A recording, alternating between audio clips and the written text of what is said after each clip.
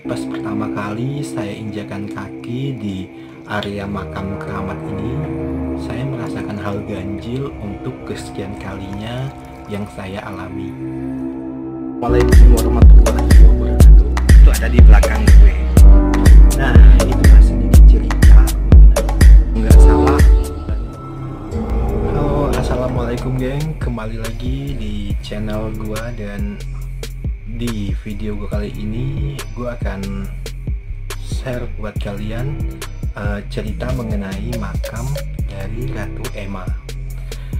Sebelumnya gue ingin klarifikasi tentang sebutan dari kerajaan Ade Zainal Abidin, yaitu nama Ade dipasangkan untuk nama sang raja dari ayah sang pangeran.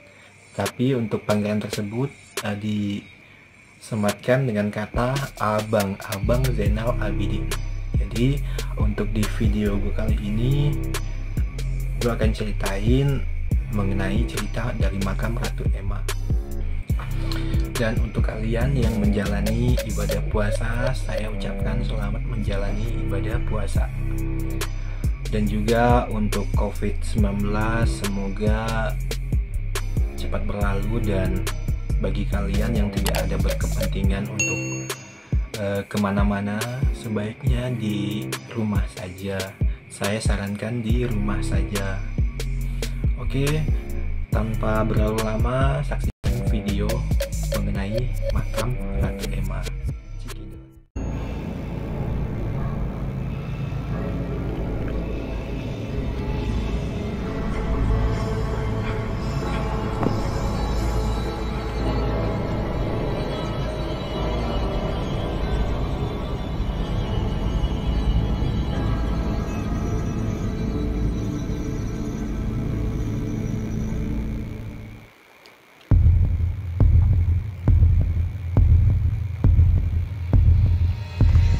Inilah gambaran dari area yang menjadi pintu masuk menuju ke sebuah makam yang disebut warga setempat, yaitu makam sang pangeran.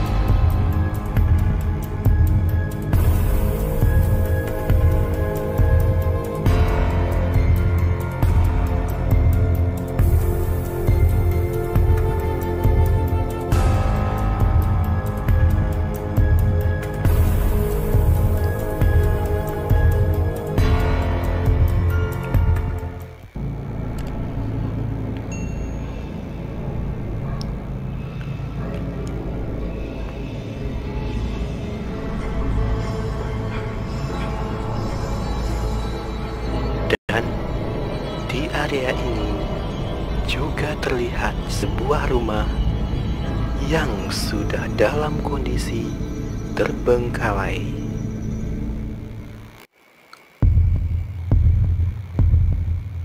Rumah yang terbuat dari bahan berupa kayu ini terkesan mistis karena dipenuhi semak belukar yang merambat naik ke permukaan dinding dan atap rumah.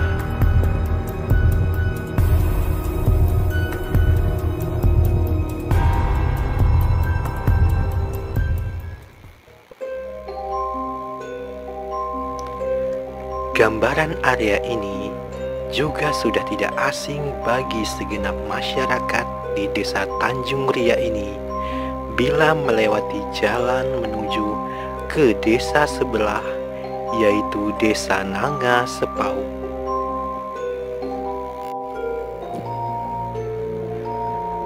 Banyak warga yang meyakini tempat ini sebagai keramat dari makam Ratu Emma. Area ini juga dipenuhi pohon serta pokok bambu yang masih terlihat murni di sepanjang lokasi keramat ini.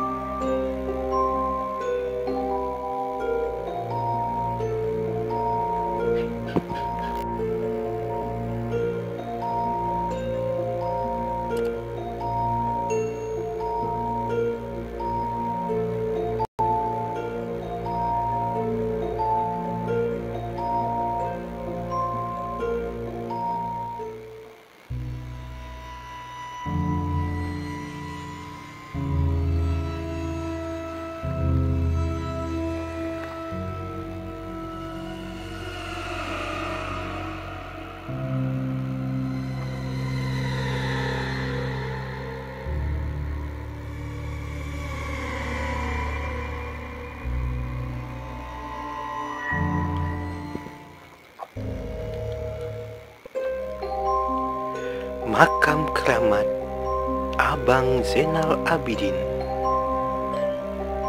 Iya, inilah yang disebut makam sang pangeran atau ulama yang bergelut dalam singgasana kerajaan Sintang. Sementara itu, Ratu Emma adalah istri dari sang pangeran Abang Zainal Abidin, tokoh yang sangat dicintai pada masa berdirinya kerajaan Sintang, tepatnya di Kecamatan Sepauk, Desa Tanjung Ria, dan Desa Nanga Sepauk.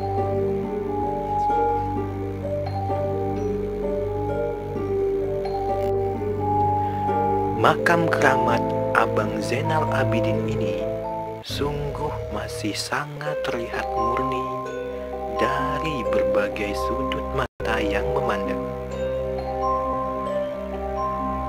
Namun, sesungguhnya makam dari Ratu Emma tersebut sampai detik ini masih menjadi misteri. Tanpa ada yang tahu letak posisi makam asli dari Ratu Emma.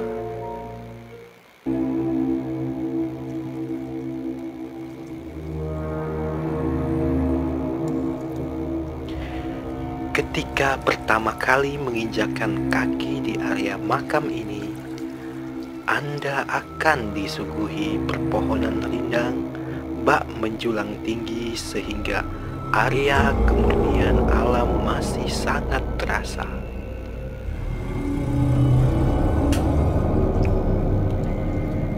Dan inilah bentuk dari kekuasaannya, baik yang terlihat oleh mata atau yang tak terlihat.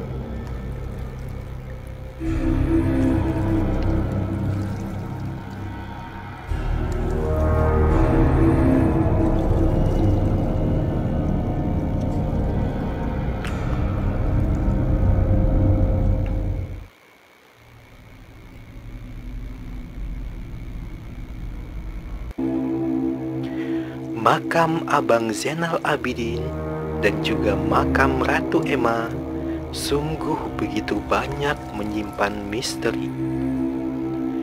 Bahkan dengan adanya penampakan tiang yang dikenal warga sebagai tiang dari salah satu kerajaan pada ratusan Masehi lampau.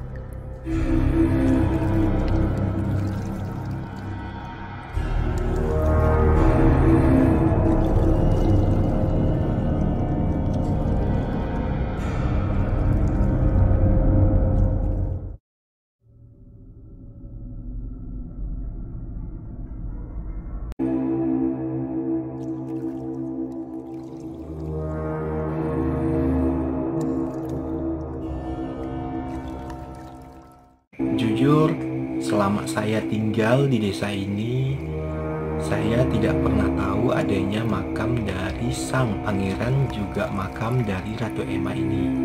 Tapi pas pertama kali saya injakan kaki di area makam keramat ini, saya merasakan hal ganjil untuk kesekian kalinya yang saya alami.